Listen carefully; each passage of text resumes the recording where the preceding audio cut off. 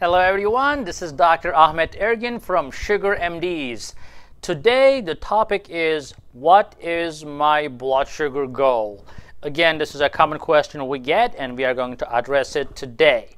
Now before we jump into the video, please subscribe to us, please like us. If you want to test us, definitely watch more videos, understand more about diabetes, and then subscribe.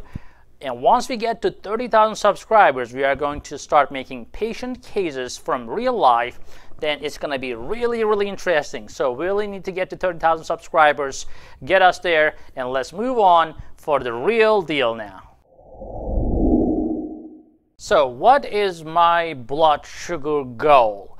Common question. Now you're going to find stuff on the internet, your blood sugar goal should be this, should be that.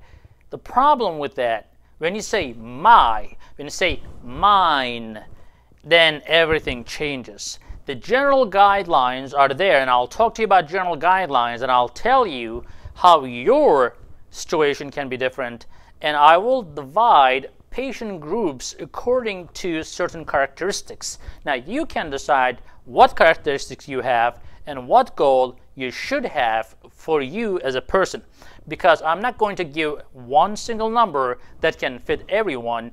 That never happens, right? So let's get started. Now the general guideline is 7% A1C. So if you do not know what an A1C is, please click above so that you can actually understand what a A1C is and come back to this video. Now, A1C less than 7% is the goal. In this case, majority of the people think that they have to go below 7, but your goal may be different.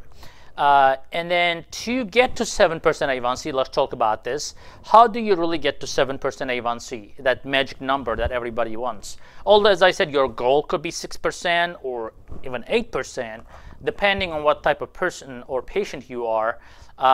But for 7%, this is the rule of thumb.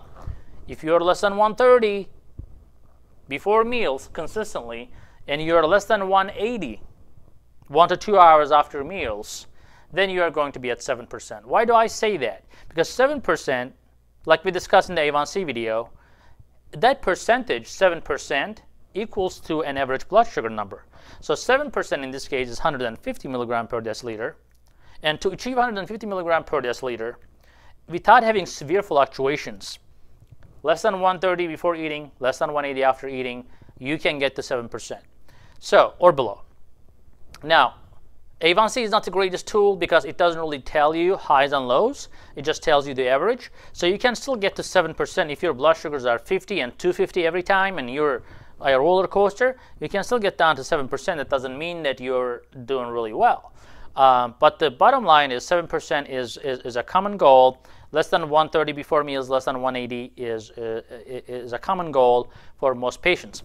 Now, of course, another thing you have to pay attention to is the patient characteristics. What we look at is how young is a patient and how healthy is a patient. The younger and the healthier you are, and the more strict we can be with you. So, and then how willing are you to actually bring your A1C down? How willing are you to do diet and exercise? How willing you to take medications, and so forth. A lot of factors play into it. Medications costs are there and this and that, but the bottom line is for a motivated patient, a young individual, you can easily go below 6%. I have a lot of patients down to 5.5 or even down to 5%. With or without medications, depending on the individual, but that's very achievable. So I always say as low as reasonably achievable. So why do I say reasonably? Because you don't want to go there by causing a lot of low blood sugars, like blood sugars down to 50, 40. You don't want to do that. You don't want to go below 70. You want to stay above 70, but you want to stay less than 130 as well. So if your blood sugars are ranging from 90 to 130. Some days you're behaving, you're good, your blood sugar is 90 to 100 before meals. Next day, it's a weekend, you're doing stuff and you're eating out, whatever, and then you go to 120, 130. That's okay, like you're a human being. As long as you keep that upper threshold below 180 and you keep most numbers down to 90, 100 range, you can still get your A1C down to 6.5 or less than 6.5.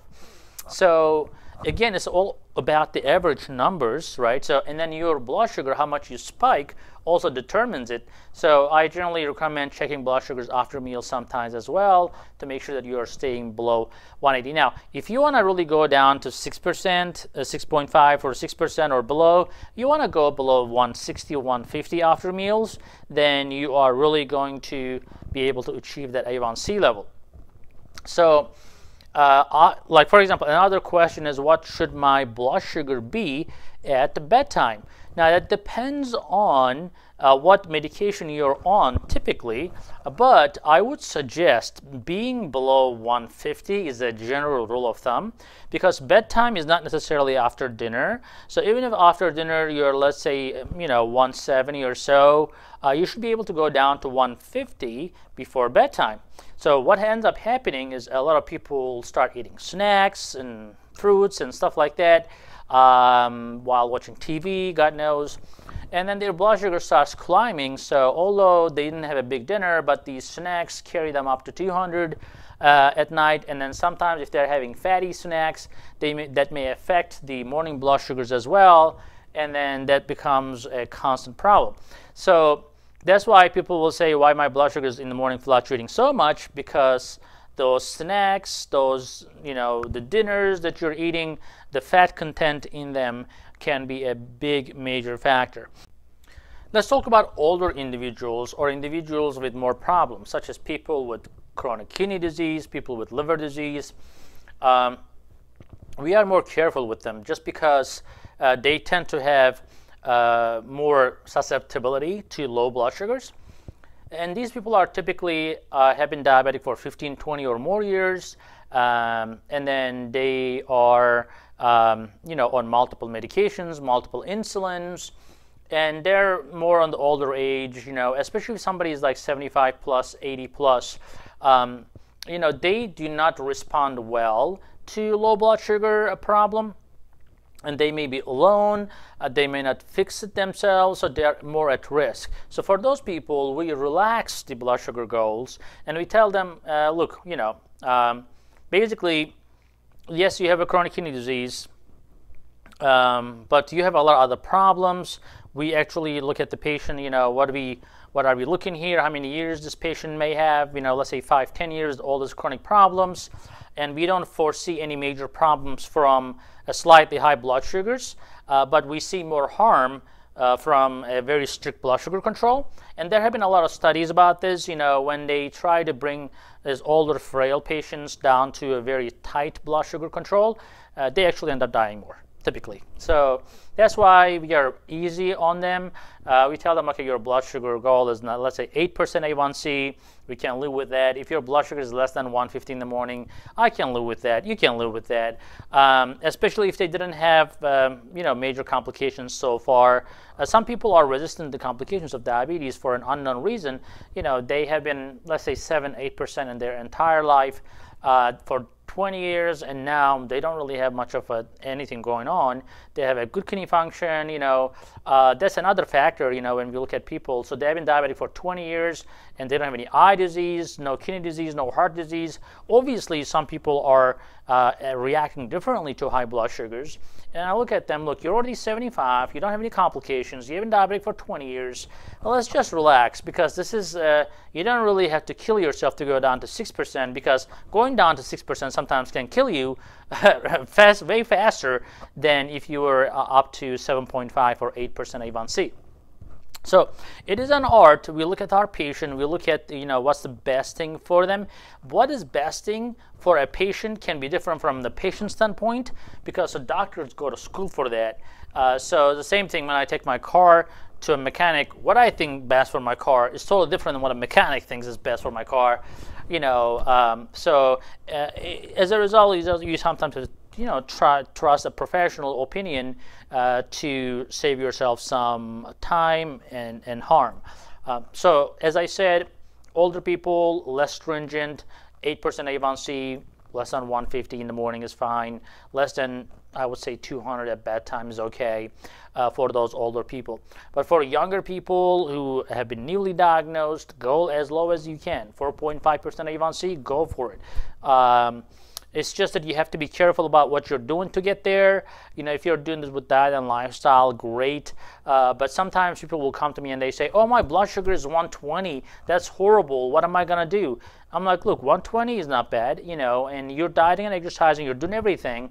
The next thing we have to do is put you on a medication. And they say, yeah, let's do the medication. No worries. I'm like, well, that's okay, but the thing is, with the medications, everything has a possible side effect. So the thing is, sometimes you have to really understand what side effect you're looking for in the short term and long term, and what your goals are in the short term and long term, and what's the benefits in the short term and long term.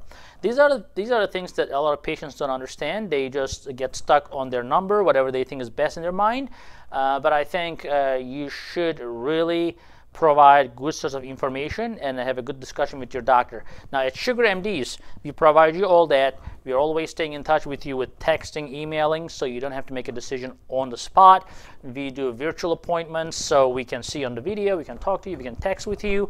That's a different way of managing diabetes. We have cellular communication where basically we can even get your meter, send us data through cellular towers. We are using AT&T to collect blood sugar data without having the patient to enter blood sugar anywhere or keep logs or anything like that. So all this data comes to us, and we manage our patients that way. So we become very proactive instead of reactive. Most of the time, the traditional doctors, you will go to the office, they'll say something, you go, you don't see them for another 3 months. Good luck if you can reach out to them. And then next thing you know, your blood sugars are either too low or too high, but you have to wait for your appointment. It's a bunch of craziness. And then by the time you get to the doctor will say, okay, where's your blood sugars? Or they're going to start screaming at you because you're too high or too low. None of that we want to do. So in our practice, things are very modern, very simple, even for older patients. So let's say you're a 75-year-old. It may sound intimidating, but it's very simple. We send you a meter, you start checking your blood sugar, and we call you. If you don't like texting, we call you. That's fine. Whatever you want to do. If you're from a Florida or New York resident, make sure you give us a call and learn more about our services. And before the end of this video, make sure you give a thumbs up and subscribe so we can get you more videos. Very soon, we are going to start giving, making patient cases, real patient cases, without giving names, of course. And we are going to make these presentations of patients and their outcomes, etc., which will be a lot of fun. We will do that once we achieve the 30,000 subscribers. And have a wonderful day.